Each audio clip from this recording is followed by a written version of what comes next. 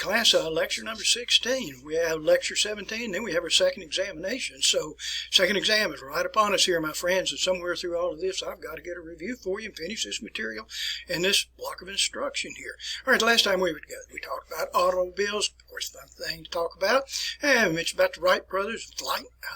We went through some of the cultural differences here, mentioned that of social Darwinism, went into evolution, or some people say evolution, with Charles Darwin. Always a fascinating individual there. You know, I'm not advocating evolution by any means, but he's an interesting scientist, interesting biologist, The Descent of Man, Origin of Species, and of course that amazing book there, The Voyage of the Beagle. Took place, 5-year voyage, 1831. And somewhere through here, I think we mentioned about Thomas Henry Huxley, Darwin's bulldog. And gave us the idea of agnosticism, not advocating that by any means. And we also mentioned about Ivan Pavlov, as you probably pronounce it, and with that of the conditioned reflex, Ivan Pavlov. Sigmund Freud, with that of psychoanalysis here. Take Mr. Mayhoff's class, or whoever's going to be teaching psychology, you'll learn more about that. And then one of my favorites, Friedrich Nietzsche. You know, develop your own values, become the Dionysian man. All right, then, toward the end of the class period, we went through some artists, went through some writers of that period of time, and I'm telling you good folks here, we are about to get through with this section here on 19th century Europe. Not my favorite section, but you've been very patient with me, and I've been very patient with myself here trying to get through this, and the next time we get together, we'll be on World War I, and some exciting lectures ahead, I promise you good folks. But anyway, let's go back to our documents camera here, my friends here, and get started into today's lecture. If you're following in your textbook, I'm about on page 796 for the handful of you that do have your textbook. And I'll go ahead and start this by telling you, between 1817 and 1914, Europe balanced between stability and strife. It was a tough period of time. What this was caused by, this instability and strife, it was caused by nation building. This is going to be, as you well know, we're going to create empires. We'll have the German Empire, the Italian Empire, the Ottoman Empire, and the Austro-Hungarian Empire. 4 big European empires here, my friends. And I'll tell you, when it is all said and done, all 4 of those empires are going to be gone. Now, what caused this strife within this effort for nation building? We have radical groups that are in the middle of this. These are radical groups that were opposed to each other. And what I'm talking about is like Nazism, fascism, communism, that sort of thing, socialism. These are radical groups that are within. All right, so let's break this down here, and I'm going to talk about Germany for a little bit, and then we're going to go into France a little bit here. And the German Empire, of course, was created by Otto von Bismarck. You know all about this here, folks, on the 18th of January in 1871 at the Hall of Mirrors in the palace at Versailles. All right, we all know about that. And Bismarck was referred to as the Iron Chancellor. He is a Prussian, but what he wanted to do was to create a united Germany under Prussian domination, if you will. All right, so let's move on with this. And what I want you to imagine here, imagine Germany being like the United States. In the United States, we have a group of states, as you well know, and that's the same thing that we're going to have with Germany. You're going to have literally a lot of districts, provinces, and they will all have their own form of government, but just like the United States, where we answer to Washington, D.C., and the President and the Senate and the House of Representatives, you'll have the same thing to take place in Germany. You have these individual provinces, individual state government, but then we also have a national German government. All right, so let's move on here and see what we're talking about with that. Get this down here. Now, for the Kaiser at that time, the Kaiser is Wilhelm I. William I, Kaiser, Wilhelm I. Let's see if I have a likeness of him. I'll come back to this in a little bit. Here he is right here. Wearing the pickle helmet, by the way. Wearing the pickle helmet. And he'll die in 1888, by the way. And he maintained firm control of the military. That's over the armies and the navy. Also controlled foreign relations, and he established these imperial laws. All right, so let's take a look at how the German government is organized. All right, we have the upper house. Now, the upper house is referred to as the Bundesrat. the Bundesrat. Now, if you ever see the German word Bundes, it's like a city government. And if you ever see the word Rat, and people pronounce it rat, but it's not that, it's called rot anyway. But Rat means like, shall we say, like the courthouse government. So this is the city government, the state government, if you will. Anyway, you would kind of combine two words there, Bundesrat. All right, now that's the upper house. Now the upper house is like the Senate. And then we also have a lower house. Now the lower house was called the Reichstag. The Reichstag here. All right, today, we don't have the Reichstag today. In 2021, we refer to it as the Bundestag. It is like the House of Representatives. The Bundesrat, upper house. The Bundestag is the lower house, like the House of Representatives here. Now, each one of these groups here had separate votes, but Prussia controlled both of these groups here. And we could also find that even though you have the Reichstag that has a voice and has a vote, the Bundesrat, unlike the United States, the Bundesrat could override the decision of the lower house. Alrighty, so anyway, that is Wilhelm I, the Kaiser. The word actually translates to mean here, folks, Kaiser translates to mean like emperor. Okay, now Bismarck, after two attempts to take the life of Wilhelm I, two assassination attempts to take his life, Otto von Bismarck dismissed the Social Democratic Party. The Social Democratic Party is a radical group here. All right, and he dismissed them. The Social Democratic Party was led by such figures here as Wilhelm Liebknecht, or I wrote it as William Liebknecht. And there's my note here where I said after two assassination attempts here. Okay, in 1888, Kaiser Wilhelm I retired. And he'll be followed by his grandson, who is known as Wilhelm II. This is Kaiser William II, Kaiser Wilhelm II. Some of you may recognize a word here, Kaiser Bill, as we get into World War I, Kaiser Bill. And this is the individual that we're talking about. All right, and for Kaiser Wilhelm II, let's see if I can get his photograph here, right here. Actually, that's a painting, I believe it is anyway, next to his grandfather, who is Kaiser Wilhelm I. And I have to tell you that this guy right here is certainly not up to the same speed as that of Wilhelm I. Always overestimated himself. He thought he was smarter than he actually was here. Times in which he'll serve as Kaiser, 1888 until 1918. And remarkably, this man, William II, fired Bismarck. He actually dismissed Bismarck. I cannot believe this. Bismarck, the great Prussian, the Iron Chancellor, who was literally the father of Germany, and we can see in your artist textbook rendering here, he is being dismissed, shown the gate, so to speak, here, and on his way out. All right, so for Kaiser Wilhelm II, as I said redundantly, he's just not to the same speed as that of his grandfather here. Unlike that, William I, for William II here, he courted the landowners. He's one of these guys that tried to burn the candle from every end that you can burn the candle, tried to please everybody. But he courted the landowners, he courted the army, courted the Navy here, all the industrialists, and he even allowed the Social Democrats to return. So the Social Democrats are going to come back here, folks. That is a revolutionary group. You'll find names such as Adolf Hitler later, anyway, to be associated with this radical group. All right, let's move on and see what else we have here. Excuse me here, I'm losing my voice here.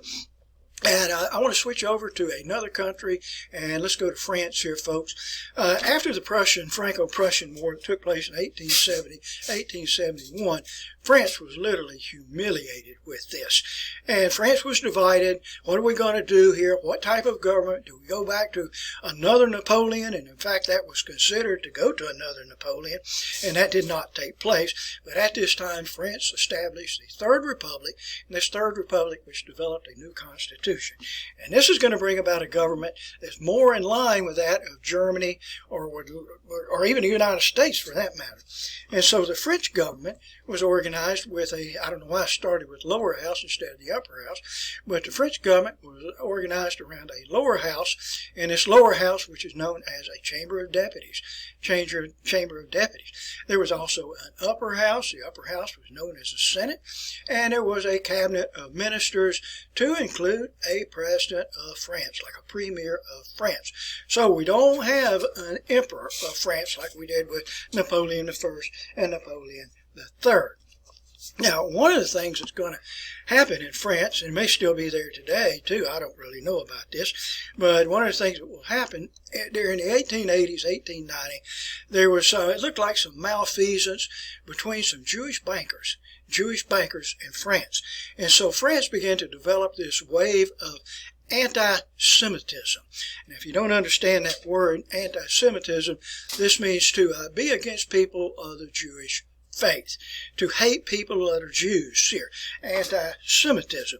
Not everyone, but there was an element of this. But then a crazy event took place here. And this event, which will take place in 1894, lasts over the course of a couple of years, and it involved an individual by the name of Alfred Dreyfus. Now, Alfred Dreyfus was a captain. He was a captain in the French army, and let's see if I have a likeness of him here, and that's what he looked like right there. He was Jewish, by the way. He was Jewish. He was a general staff officer. I was looking around for other likeness here of Alfred Dreyfus, and I just happened to find one, and that leads me to comment on a couple of things here. This is what he looks like in profile, what he looks like face to face. He is a person of the Jewish faith. Notice, so I don't have to come back to this, notice the title of this article, J'excuse, and it is by Emile Zola, person that I mentioned to you the other day. A letter to the President of the Republic, by the way, just happened to read that. And for Alfred Dreyfus, Dreyfus was accused, and I'll say once again, he was a German general staff, a Jewish general staff officer in the French army, but he was accused of selling military secrets to the Germans. All right, now the Germans, who are bitter rivals to that of France, as we now know, no love lost between these two nations by any means here, folks, but the evidence was flimsy against Dreyfus, but nonetheless he was accused of selling military secrets to the Germans. Remember, he is Jewish. Very flimsy evidence here. And so he was court-martialed for this. Now, you got to keep in mind that he is a Jewish general staff officer in the French army here. All right, very flimsy evidence that was present there, and the counsel that was provided for Dreyfus was a pedophile. He was a lawyer, but he was a pedophile.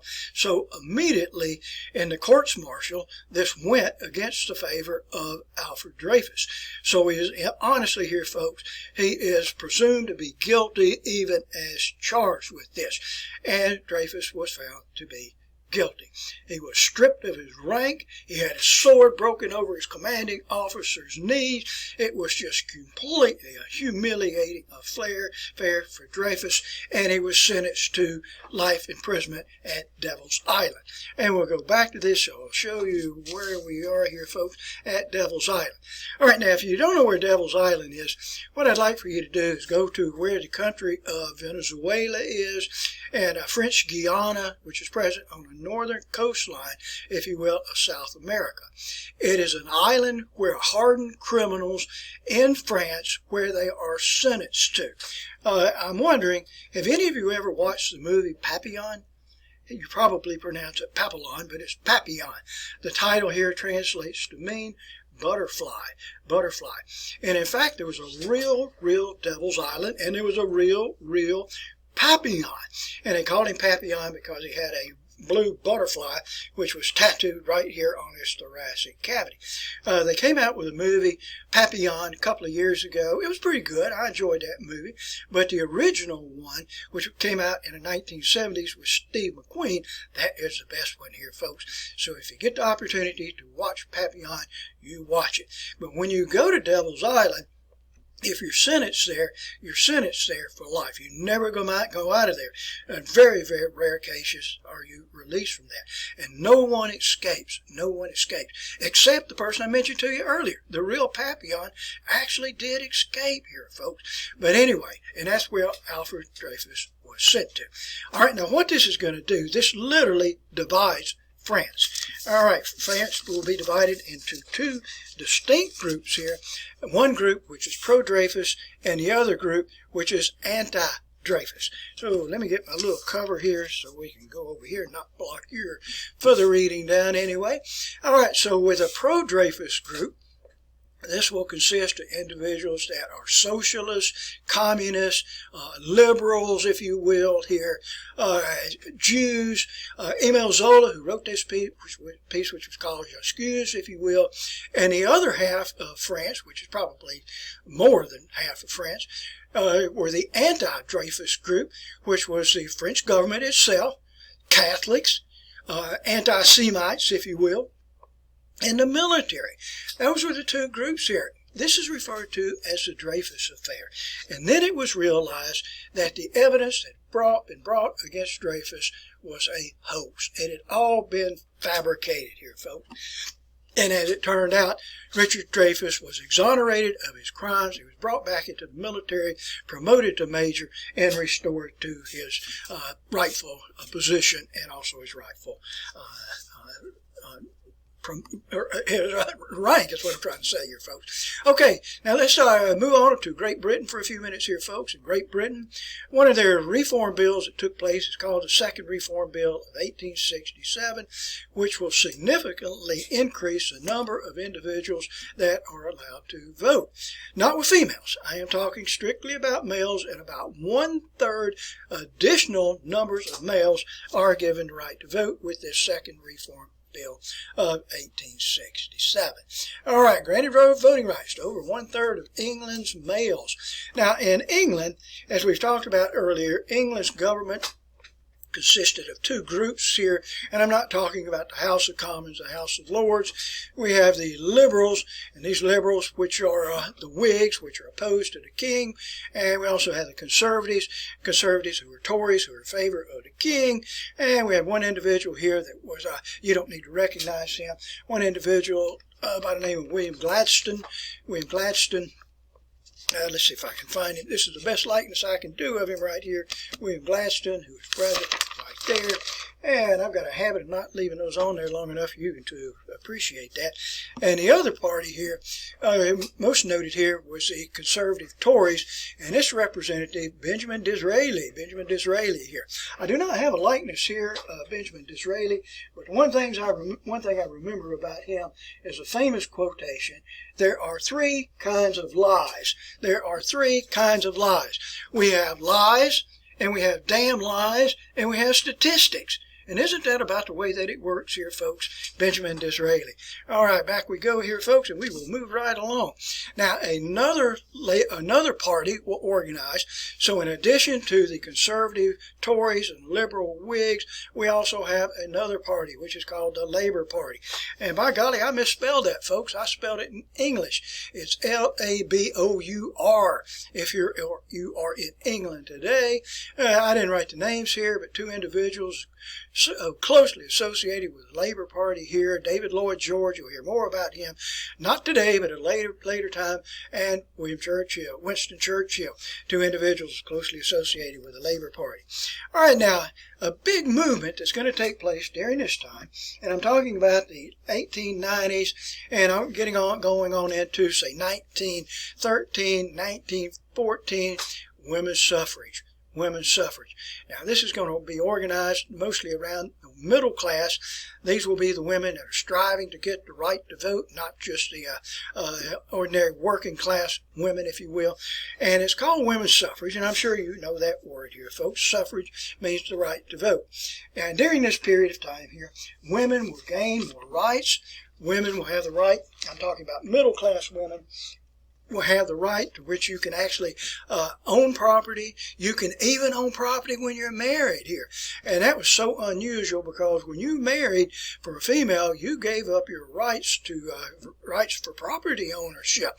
But during this time, we're going to see women will get more rights. They get the right to go to college, to earn a college degree, if you will, and also to be married and own property. All right, so let's move on here. And I'm addressing a topic here, folks, here, which we're going into women's suffrage. So let's work with this a little bit. A couple of the important women associated with this period of time. In 1897, this lady, Millicent Fawcett, I do not have a likeness of Millicent Fawcett, if you will, but she established this organization which was called the National Union of Women's Suffrage Societies here. So let me show you the other word associated with that, the NUWSS, the National Union of Women's Suffrage Societies. If you're in class with me directly here, folks, I'll probably at this point show you a video in class which will show you some of the women here of the NUWSS movement here. And they always have the abbreviation out there, NUWSS. And began the movement, but by 1903, it's going to evolve into another organization. This lady here, Emmeline Pankhurst.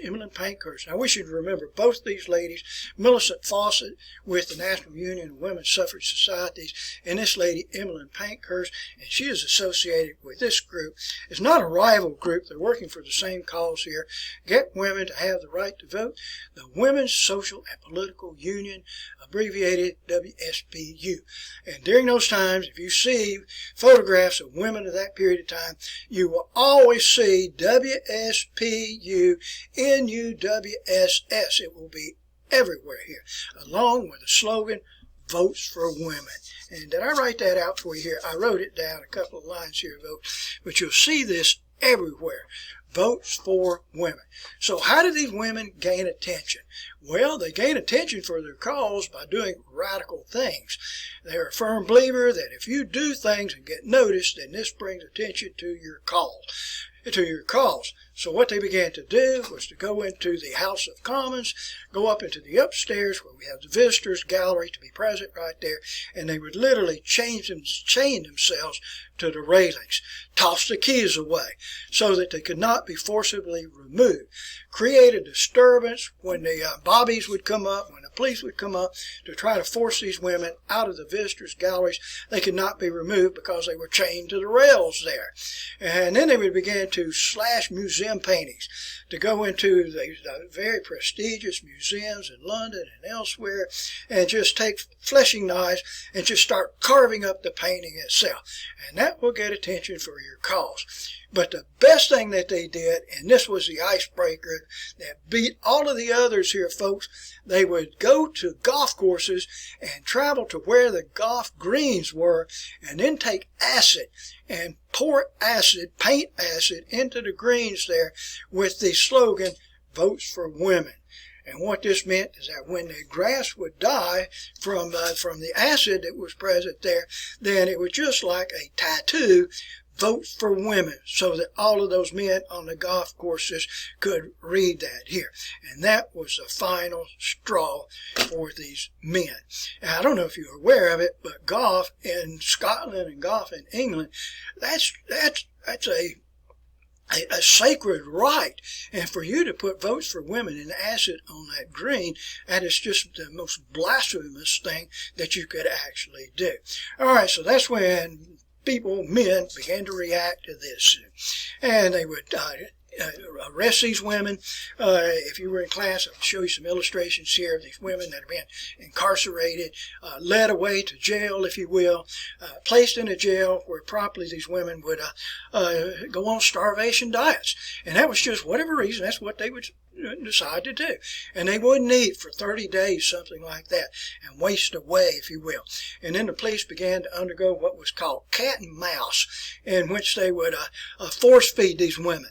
And literally place tubes down the esophagus of these women and then feed them that way. And the thing I mentioned a second ago, cat and mouse, they would allow the women to get to the point, starve themselves to the point in which they were almost dead, and then they would contact the family. The police would contact the family, allow the women to be released into the custody of their families, nurse them back to health, and then once they got semi-healthy, then the police would come in, rearrest them, bring them back to the jail, and then the whole cycle would start over. Well, I want to introduce you to a lady here, and I have the greatest admiration for her. Her name is Emily Davison. Emily Wilding Davison. I'll show you what she looks like here. Here's a likeness of her here. Notice she's wearing a cap and gown. She was a college graduate, or at least attended college. I'm not sure if she graduated, and she did. I'm reading my underline there, graduated from London University, as a matter of fact. But anyway, that is Emily Davison, and she was one of these suffragists. She was one of the women for the Women's Social and Political Union. And if you read about her life, she did just an array of different, shall we say, stunts here. She would push the suffrage movement, be arrested, if you will. At one point, she tried to leap off of a balcony. At another point, she was sent to jail, and the police actually flooded her jail cell. If you can imagine that, cold conditions there, flooding the jail cell. But what she did so dramatically, she laid a plan here, my friends, and she set in forth a plan, and it would take place in 1913 at the Epsom Derby. Now, I dare bet that all of you are familiar with the Kentucky Derby. Most of you know what the Kentucky Derby is. In my estimation, that is America's most prestigious horse race. And in England, the Epsom Derby is the most distinguished horse race. And English love to bet, and they love to gamble here. And so what she decided she would do is that she would martyr her life for her cause of the suffrage movement. And what she did when the race began, and I'll show you how the race went in just a second here. And by the way, this is on your video, and I don't mean this to cause any harm to this lady, to the reputation of this lady by any means, but I thought you would be appreciative of seeing this, where she actually sacrifices her own life for the cause of suffrage here. And sure enough, you can see this. I'll go back to this camera right here, and you can see right there, Emily Davison here at the Epsom Derby. And let me see if I can find this. Here's a likeness here that is in your textbook down below here. The race had 8 horses in it. You can see the crowd, which is on the infield there. There's no stands. This is the 7th and 8th horse riders and horses there. If you look down below here, you can see Emily Davison here. Here's the King's horse, Onmer, and this is the jockey that has been thrown from the horse. So let me try to show you how this actually worked here, folks. I need to get this out of the way here. And let's see here if I can show this to you. I don't know what I did with it. Here it is right here. So if you imagine this, here's the start of the race. Now, this racetrack went in an oval, made a complete circle. But for this one race here, it started in this position, and the horses went around here. 8 horses went around in this fashion right here, and they would end down here. So it's not a full loop. It's like 3/4 of a lap here. And when the race started, it went around like this, 8 horses, and the King's horse was Onmer. This is King George V. King George V, his horse was Onmer. And as the horses went around here, the King's horse was running third from last.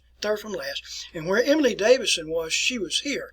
So as the horses came around, the first 5 horses passed, and as the King's horse passed right here, where my pencil tip is, she slipped under the railing. Now, where the crowd is here. They're not out in the bleachers outside. And she slipped under the railing and just went right into the horse's path. And I am going to tell you, good folks, it just decked that poor woman. She never regained consciousness whatsoever, and she died 4 days later. All right, that'll be one of your exam questions here with Emily Davison, and I feel so sorry for that lady there. Okay, so when the king was contacted, would you believe what the king's words were, he didn't ask about the condition of Emily Davison. The king, George V, said, how's the horse? How's Anmer? All right, so back we go here, folks, and let's move right along.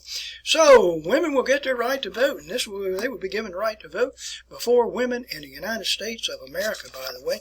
And women in the United States are given the right to vote in 1920 by virtue of the 19th Amendment to the United States Constitution. All right, but here we're going to see the new woman to emerge. This is a woman that will ride bicycles and bloomers. Now, if you don't know what bloomers are, they're kind of like pantaloons in a way. They're kind of pleated, puffy pants that will go down to the ankles, if you will. And for this new woman of this period of time, to include the United States, they will openly smoke cigarettes. You just don't do that in public here as a woman. Openly smoke cigarettes, go to cafes. Now, cafes are bars. Cafes, bars, that's in France anyway. Go to dance halls and drink and dance and just have a good time. In the United States, that was during a time in which we had prohibition here, folks, so these women were breaking the law.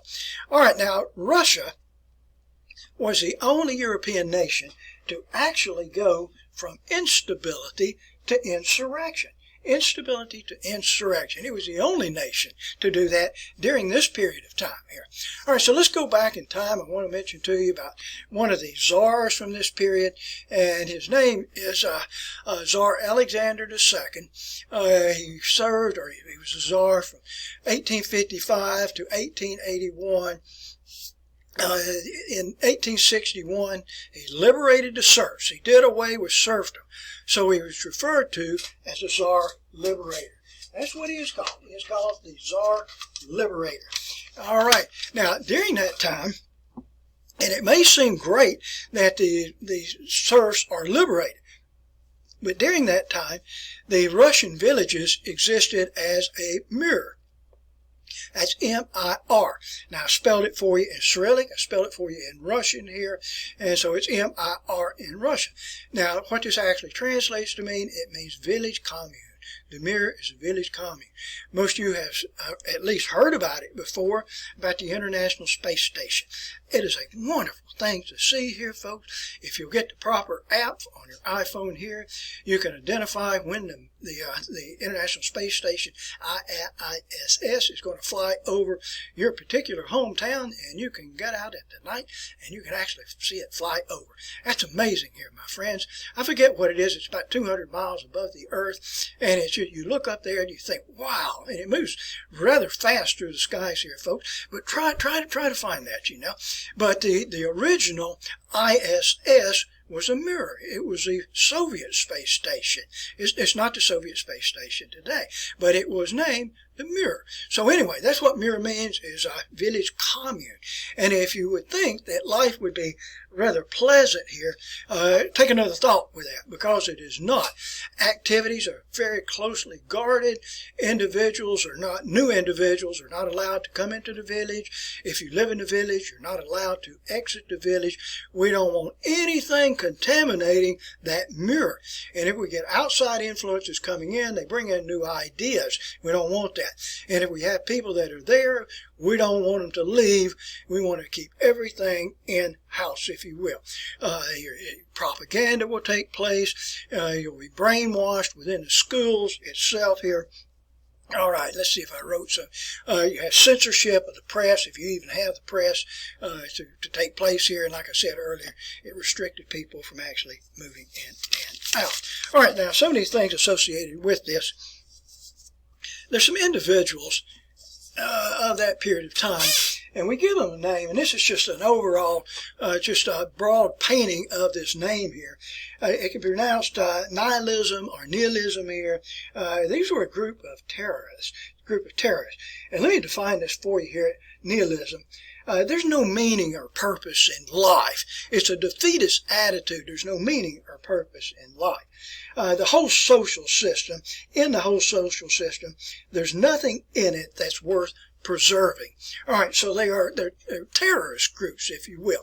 And one group, which falls under this category of nihilists here, was a radical group which was called the People's Will. The People's Will.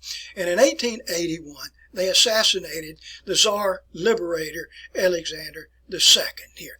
And where they did so, this was at the Church of the Savior on Spilled Blood, and this is in St. Petersburg, by the way.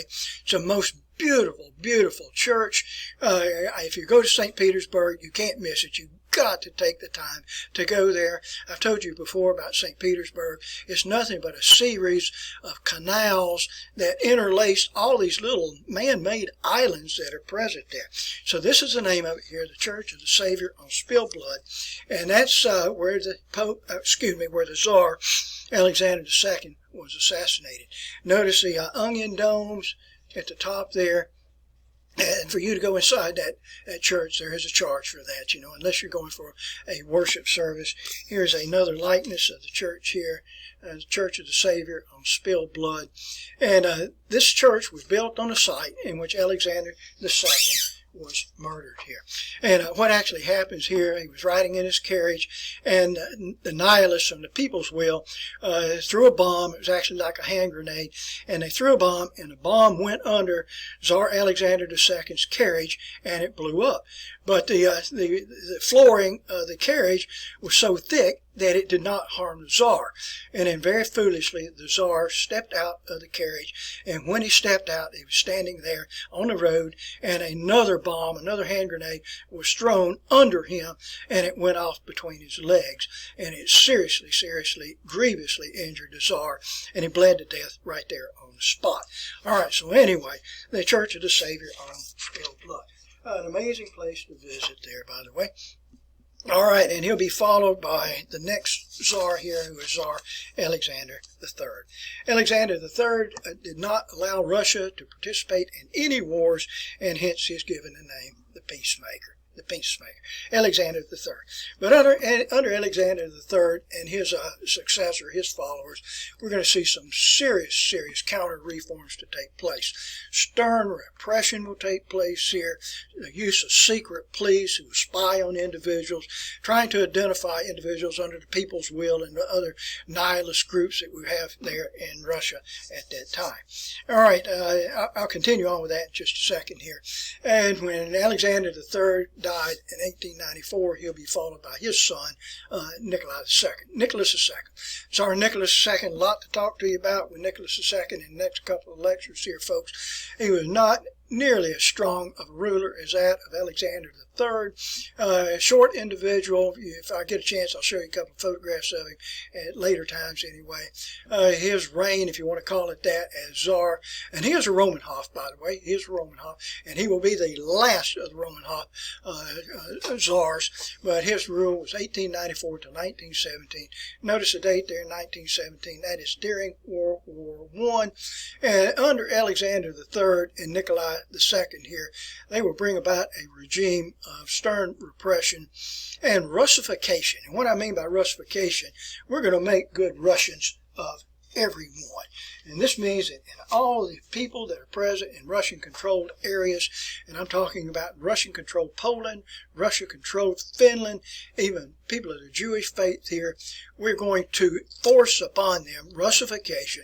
You're going to be required to speak the Russian language. You're going to be required to adopt Russian Orthodox religion, required to appreciate the Russian cultures and to explore and learn Russian history.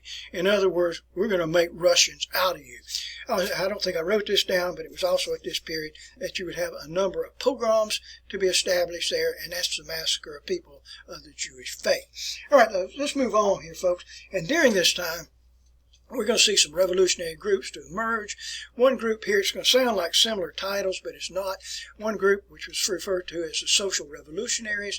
And the Social Revolutionaries, they focused on the peasants. They focused on the people in the countryside. But then we had another group, similar name, and this group, which is referred to as the Social Democratic Party, Social Democrats. And rather than focusing on the needs of the workers, the peasants in the countryside, they were focused on the workers that are present in the city itself, on the urban workers here. And this is going to be the group that's going to prevail, the Social Democrat there. So, continuing on with this here. Okay, and for the Social Democratic Party, you're going to find them to likewise be split into two groups. All right, now work on your pronunciation here, folks. One of these groups is known as the Bolsheviks. The Bolsheviks. Now, both of these groups lean towards communism. One is called Bolsheviks. The word actually translates to mean majority group, and these are the active revolutionaries. And then we have the other group, and this group, which are the Mensheviks. The Mensheviks. The word translates to mean minority group. And even though the Bolsheviks, which are the majority group, they do not prevail here. This will be actually the Mensheviks. The Mensheviks will gain control. Now, if you yourself are a Bolshevik, don't give up hope here, folks, because we're not through with the Bolsheviks. They are going to come back here. But it's the Mensheviks that will gain the upper hand here. Now, the leader of the Bolsheviks is none other than this individual here, Vladimir Ilyich Ulyanov. Vladimir Ilyich Ulyanov. You've never heard of this individual, I bet, anyway. Vladimir Ilyich Ulyanov. Now, he was a Russian. He was born at an area which is called Sverdlovsk today. Sverdlovsk. He was born to a middle-class family. Only stood 5'5", by the way. He came from a family of radicals. He attended the University of Kazan, Kazan, which is located in the central parts of Russia. It's a major university and a very fine university too, my friends. And he attended university there. Like I said, he was an agitator and was ejected from the school itself. His brother was involved in an attempted assassination on Tsar Alexander III, and the brother was executed. And for Vladimir Ilyich Ulyanov, he was sentenced to 3 years in a labor camp in a gulag up in Siberia here. That's where he met a close friend of his by the name of Leon Trotsky here. Now, where this gulag was present in Siberia was next to a river which was called the Lena River, L-E-N-A, the Lena River. So Vladimir Ilyich Ulyanov, once he was released, he changed his name. And if you haven't figured it out by now, let me tell you what his new name is, and his name is Nikolai Lenin. Nikolai Lenin. So let's go back to my camera here, folks, and we'll kind of tie things up here, and let you catch up with your notes there. Lenin was born in 1870, like I said, to a middle-class family, and he'll die in 1924, and I'll tell you more about that when we get to 1924. There's a spelling there, the University of Kazan, and if you want to see what Lenin looks like, here he is right there. There he is right there. Okay, here. And for those of you that had Dr. Sizemore, don't you think he looks like Dr. Sizemore? I think he does. All right, so on we go here, folks. And for Lenin preached the gospel of Marxism. He actually preached the gospel of Marxism. And in 1902, he wrote a pamphlet. See if I wrote it down for you here, folks. He wrote a pamphlet, What is to be Done? What is to be done? And what is to be done is revolution. Immediately, as soon as possible, by an elite group of agitators. What is to be done here? All right, this is what Lenin wrote. That's the proper pronunciation for it here. And actually, this revolution took place sooner than expected. It honestly did here, folks. It will begin in 1905. And what happens here, from 1904 to 1905, there was a war taking place. In this war, which was the Russo-Japanese War. Russo-Japanese. Put it together here, my friends, and under the Russo-Japanese War, you know the two competing forces here, and that is Russia and Japan. Now, Japan is a small set of islands. For Russia, Russia is a continent in itself, almost here. And logically, who should win this war? Who should win this war? Russia or Japan? But surprisingly, I don't think it's really surprising at all here, Japan won the war. Not only did they defeat the Russians on land, but they also defeated the Russians on the seas here. A humiliating experience here for a major nation, Russia, being defeated by a tiny island, that of Japan. So what we're going to see here, folks, is revolution will take place. Rioting will take place in the streets of St. Petersburg, Moscow, and many, many of the other towns at that time. So back we'll go here to the camera here, and let me catch you up with this, folks. And in January of 1905, 200,000 workers protested, went out on demonstration. They were led by an individual by the name of Father Gapon, Gregory Gapon. Here's an idea of what that revolution looked like, taking place in the Winter Palace, if you will, in St. Petersburg. There is a photograph of this in your textbook, and I was thumbing through the pages in your textbook a second ago trying to find that, and I cannot find it here, folks. They've reorganized the chapters in your textbook, and it's made it almost impossible for me to find some things. But nonetheless here, folks, this will take place at the Winter Palace here. 200,000 workers, and the military is called out. Here we go here. This is where the Winter Palace is. This is what it looks like. That was also the palace there for Catherine the Great. That's where the Hermitage is located. This is away from the Neva River. The Neva River is on the opposite side here. In fact, I'll show you. This is a photograph taken from the other side of the Winter Palace, and that is looking over, by the way, here at Peter and Paul Fortress. You remember Peter and Paul Fortress? I told you about this, where the Decembers were taken after they were hanged, after the ropes finally were reaffixed, if you will, with new ropes, and they were taken over there. And I have reason to tell you about Peter and Paul Fortress at a later time, but you can actually walk across the Neva River. It's about a half mile across. Well, you don't walk across the river here unless you have certain abilities there, which I won't go any further with that. And but you cross the bridge there and go to the Peter and Paul Fortress. All right, that's where Fyodor Dostoevsky was kept too for a period of time. Okay, so let me share a couple of other likenesses here. This is the Winter Palace, and where this protest would take place is right where the column is present. I think that's called the Victory Column there. Here's a photograph of the Victory Column there at St. Petersburg. If you ever locate that photograph in your textbook of this Bloody Sunday, you can see this building in the background there. Here's another photograph, likewise, showing you that building itself, if I can get my lighting to go right there. And that's behind the Winter Palace, by the way.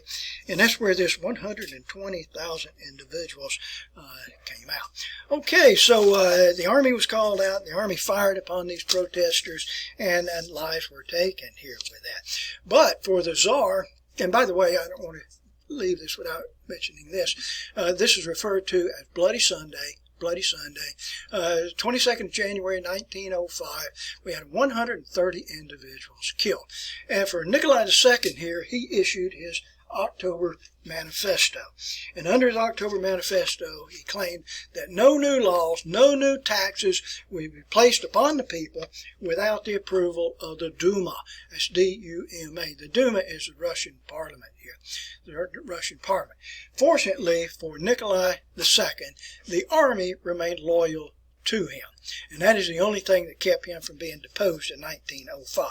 But I'll tell you, good folks here, that the revolution of 1905 was just spring training. It was just a dress rehearsal for another revolution that's going to take place in 1917. And in that Russian Revolution of 1917, Tsar Nicholas II is going to look for the army to come to his assistance, and the army this time in 1917 will fail to do so. They will not. But I don't want to tell you any more about that subject. Okay, so let's start wrapping things up here, my friends. And just a couple more quick notes here. From 1929 on, the Ottoman Empire for the next 85 years will become the sick man of Europe.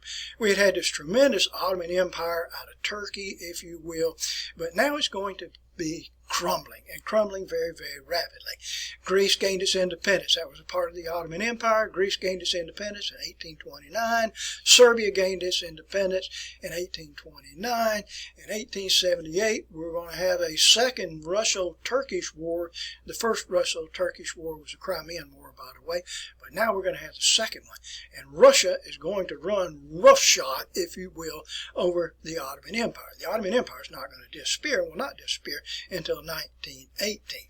At the conclusion of this second Russo-Turkish war, there was an area, I'm going to tell you the name, but I'm not going to write it out for you right now because we'll mention it next time we got together on a number of occasions here, folks. There was an area which is called Bosnia-Herzegovina.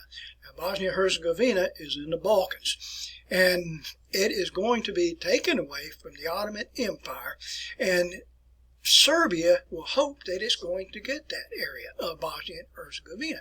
But unfortunately for Serbia, they do not. And this area of Sarajevo, Bosnia and Herzegovina, is now going to go to the Austrian-Hungarian Empire. And that is going to be very, very stressful here for those inhabitants of the Balkans here. I'm going to stop right now because we are getting very, very close to World War I, folks. In fact, in the first parts of the next class period, we will go into World War I. Spent a couple of lectures on that, as a matter of fact. Now, what I want you to do here, friends, I am done, I am completed with your second block of instruction. So you can draw a line across your notebook page right there. When we come back in for our next lecture here, folks, that will be lecture number 17, and that will be the block of instruction that goes on your third block. That will be your third examination material here. Okay? Stay up with your material here, folks. You've got an examination taking place very, very soon. Thank you for your attention.